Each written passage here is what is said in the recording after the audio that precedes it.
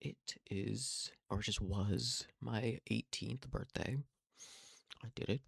I made it. I'm here.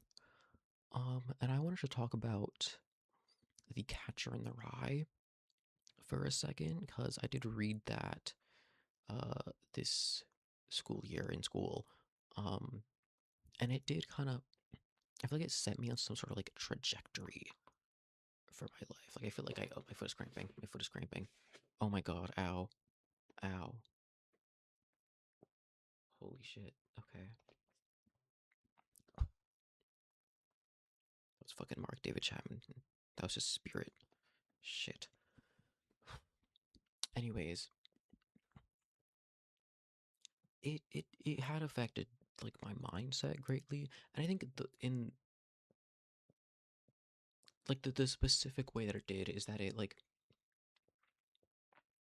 I hated Holden so much, and the way that he thinks and the way he constantly just defers blame onto other people, and I found him so annoying to the point where I could not fathom being anything like that. Okay, like the idea of being like that, being similar to Holden, actually scares me. Okay, it's like I hate him so much. Now, there's something with this book that I have deemed the Holden Caulfield effect, which, for those of you who don't know about The Catcher in the Rye, um, essentially, 16-year-old kid gets kicked out of his like private school for like the fifth time or some shit. And then instead of just like going home and dealing with the repercussions, he starts exploring New York, getting into a bunch of trouble, um, and random things of that nature. He uh stands up a prostitute. He, I don't know, pretends to get shot a lot. He's constantly asking about ducks. It's a good book. It's a good read, even though I did hate Holden. I do think I'm not being so sincere when I say hate Holden. I didn't really hate him. I understand him a lot. I think a lot of people have gone through that type of mindset where they're like, I'm so special and unique and nobody understands me and everyone around me is fake. But also it's like, I don't know, I went through that when I was like 12. So that, yeah, I don't know. That's what annoys me, I guess. Anyways, the Holden Caulfield effect. Okay, now get this. All right, Mark David Chapman. All right, the man who killed John Lennon. That is right. Mark David Chapman was in fact a chud.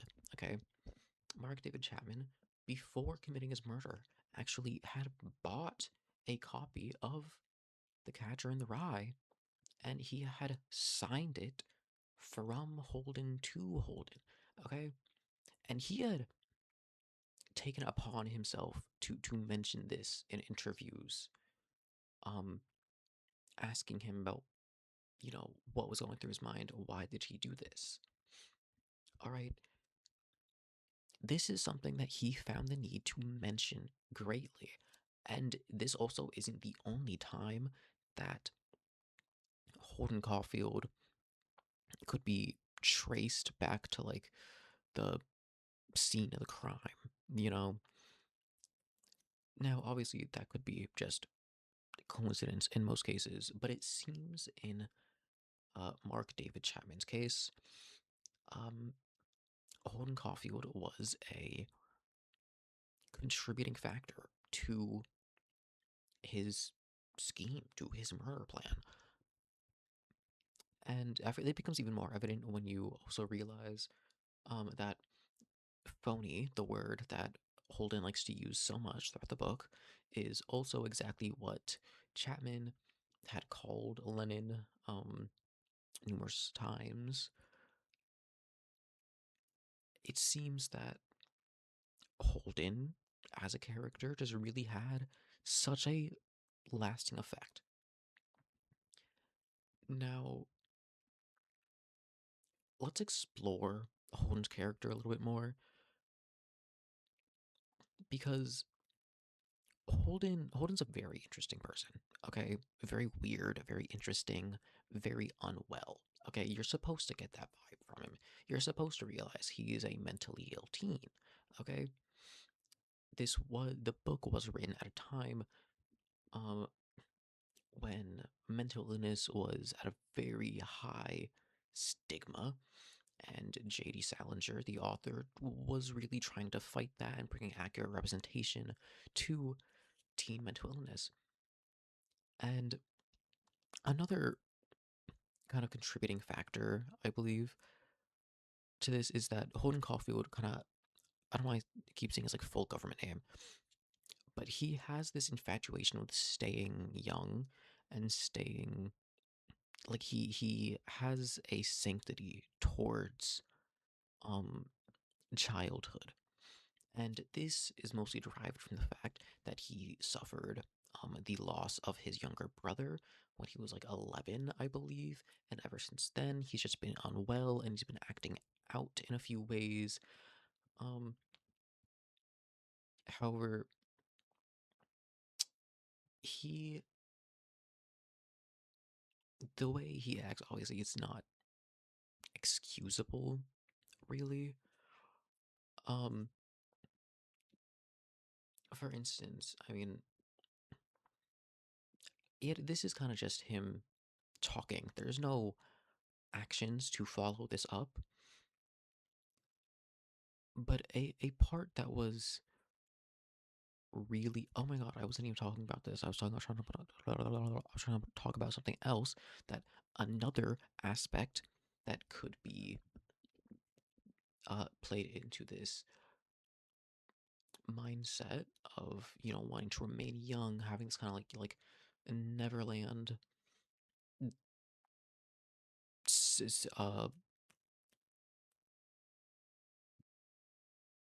what the fuck is it called?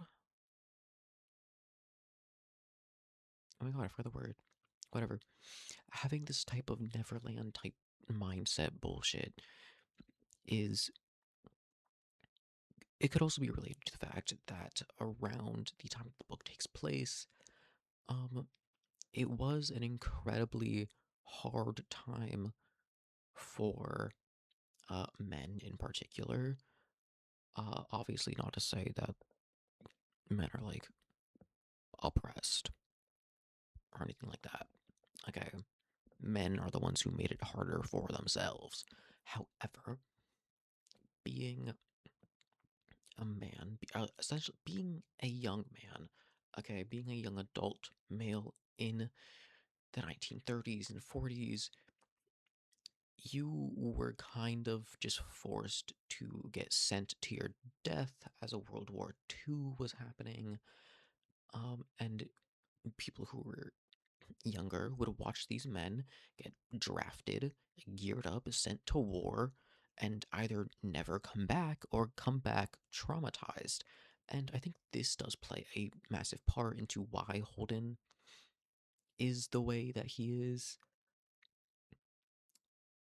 He obviously recognizes this. I wouldn't say he recognizes, actually. I think instead I would say he correlated the act of growing up with the um fact that war and violence has long lasting negative effects. And because of this, and of course because of his previous trauma, he ended up just wanting to remain a child forever, basically, not wanting to give up any part of his childhood. Now, a more interesting part of Holden is this kind of weird relationship that he has with violence, even though he had seen the negative effects of violence. Where I believe he states to the reader that he is like ashamed of being scared of fistfights. Okay, it comes from this, I guess, manly sense of pride where he thinks he should be able to just look someone in the face and go at him. Okay, just don't not hold back. However, he then continues on to say that he would much rather prefer, I believe, to chop someone's head off with an axe or push him out a window. So, from that, you can kind of conclude that there is no issue that Holden has with violence itself. He has an issue with the intimacy of a fist fight and I guess how personal it can become, where instead he opts for more violent and more lethal uh, methods. He kind of assumes that if you're fighting someone, you would want to take their life. So, and another kind of worrying aspect to this, where Holden kind of he does this thing constantly, where he seems like it's just like a oh he's just a little guy, he doesn't want to fight anyone. Like no, he does actually. He does want to fight people. He just for some reason can't get his like mental brain around it. But another thing is that Holden kind of he expresses this want to be sexually intimate with someone, right? And when he tells the reader about this, the way he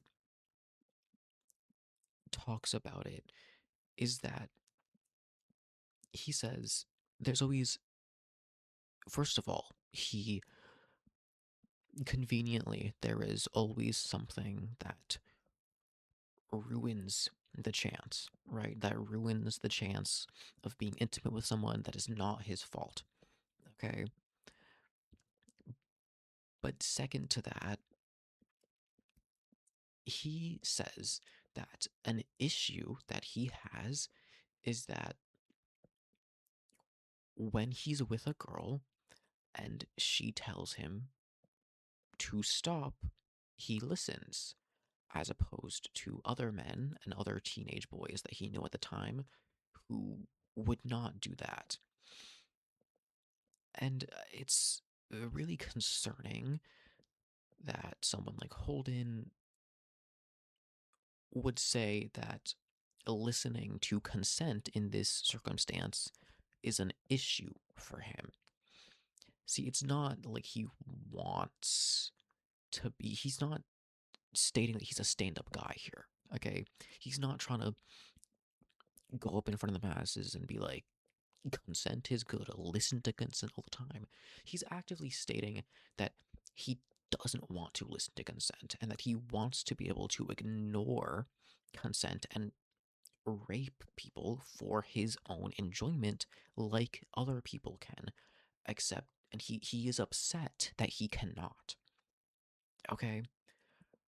Now this is where I think Holden kind of steps, well, of course, in other aspects that I've already mentioned a little bit, but this is where Holden really starts stepping into like incel chud territory, and it only really gets worse. Where Holden does this thing where he just can't like he never blames himself. Nothing is ever his fault. Okay? It's so it's really annoying. It's really annoying to read. Um, yeah, I enjoyed the book. It's a great book. Read the book. But one, I guess, heavy hitting aspect of this is the fact that he had gone to his little sister's school, it was an elementary school, to say goodbye because he was planning on leaving New York, basically never coming back. Um, and he sees, I believe it was just the word fuck written on the wall, and Holden has just this predisposed sanctity towards children where he truly believes them to be beings that can just do no wrong. He puts them on a pedestal, idolizes them. And because of this, he attempts to jump to this random, obscure conclusion that instead of some random legit being the issue, being the culprit here that wrote fuck on the wall, he fully believes that some random hooligan snuck into the school late at night, probably trying to use the bathroom, and then wrote it on the wall himself. And then Holden also goes on to say that he would want to find him and bash his head on the stairs. Obviously, another moment of Holden fantasizing about violence, and that's already been covered. Um, but this just a weird jump that he does to kind of pertain to retain his innocent view of children just continuously happens where he kind of makes weirder and more obscure explanations for things in order to not change his mind and to be able to continually place blame onto other people. Now, as I mentioned before, Holden Caulfield is meant to be a mentally ill character. That does come across to like literate people. However, there are people out there like Mark David Chapman, okay? People out there who could very much relate with Holden, which obviously that was kind of what Salinger intended to do. He wanted to make a character that people could relate to and kind of put themselves in his shoes. I don't know where I'm going with this, to be honest. He wanted to make a character that people. That was loud. Oh my god. He wanted to make a character that people could relate to, right? And that's what he did. However, when people like Chapman read they when they read Catcher in the Rye, instead of seeing Holden as the mentally ill teen that he is meant to be, they perceive him as this type of prophet, this like all-knowing teenage god that is just completely correct about everything he said. Okay, they completely believe him that everybody around them is a phony. Everybody out around them has no interest for them. They're out to get them. Things like of this nature, which I might have said this already, but everyone can relate to that in some way where they believe that they're a special little snowflake and they're just so unfortunate and just have the ugliest snow pattern flake, whatever the fuck. Everyone at some point in time thought that they were kind of unhelpable and that there's no one on their side, including me. Like it's an extremely common thing, except when someone like Chapman goes through this, he is kind of just delved deeper down into just this bottomless pit of depravity where he will continually blame others for his own wrongdoings and make up weird obscure explanations for things just to retain his own mindset that he doesn't want to change. And I think obviously, like, Chapman is a pretty severe case of the Holden Caulfield effect. Um, Not everyone who relates to Holden deeply will, murder a Beatles member, but when someone who does relate to him deeply kind of goes on and misinterprets Salinger's writing, they are just sucked down into this well where it becomes harder and harder for them to escape, and they end up just wallowing in it, which I think is something that I have done a lot. As someone who's suffered with depression and anxiety, um, there was a lot of that where I, like, for the most part, I kind of blamed my parents a lot, which it's like kind of valid, but like not really. You know, like I think I kind of did that because I was just really immature, I guess. So, but beyond that, um, I think what is so enjoyable about Holden's character is that he does noticeably start to change by the end of the book. Um,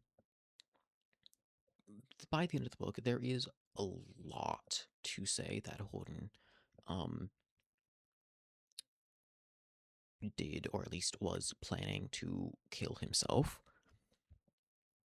However, just to be happy, just to be, optimistic, would say that he did not want. Well, no, he did want to do that, but I want to say that he did not kill himself ultimately. Okay, I think I do believe that he had gotten the help that he needed because also his family is like rich as hell and they were able to provide that for him. Um, but beyond the main thing that he suffers with the entire time, this sanctity towards children and this never giving up on childhood, it is we do see it start to change by the end of the book. Well, really, at the exact end of the book, when Holden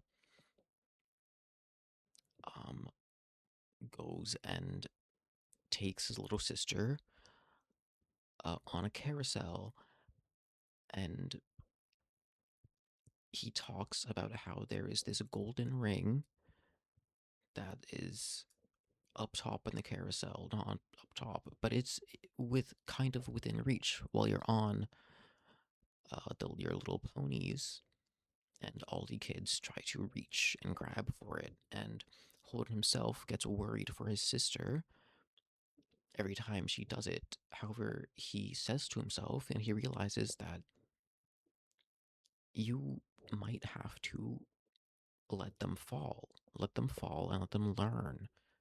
Okay, if you protect these children forever, which maybe is what happened to Holden himself, they will never grow. And he realizes this for himself.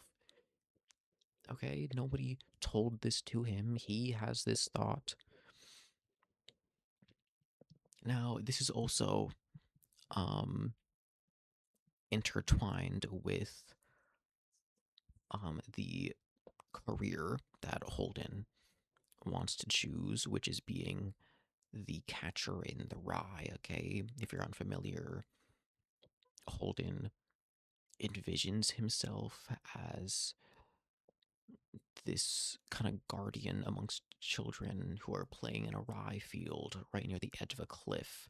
And right when a kid is about to fall off, Holden comes in and swoops them up and saves them from falling into this abyss that I kind of interpreted to be um, like a metaphor for adulthood. And I imagine Holden is, right on the edge of it. He's teetering, staying on the edge, as that is currently where he is at in life. He is about to become an adult. He's about to leave his childhood behind, and he is not accepting it yet. So, is in all his whimsy, he dreams up this world about basically being able to stay within the childhood while protecting that sanctity and being and still being a adult like guardian figure. And this final scene in the book was Holden realizing that you have to let them fall eventually, okay? And that he has to let himself fall down the chasm that is adulthood. And I think this is where Holden differs from people who, like Mark David Chapman, where you can really tell that Holden has a change of heart. Holden starts to understand a bit more what he's going through, and he is open to help. He becomes open to help by the end of it. Whereas people who are forced into this mindset that is very hard to break often just end up drowning in it. So that is what I believe the Holden Caulfield effect is. This kind of ever slowly dragging, draining life force that just will eventually swallow you whole if you don't do something about it, which Holden himself does do.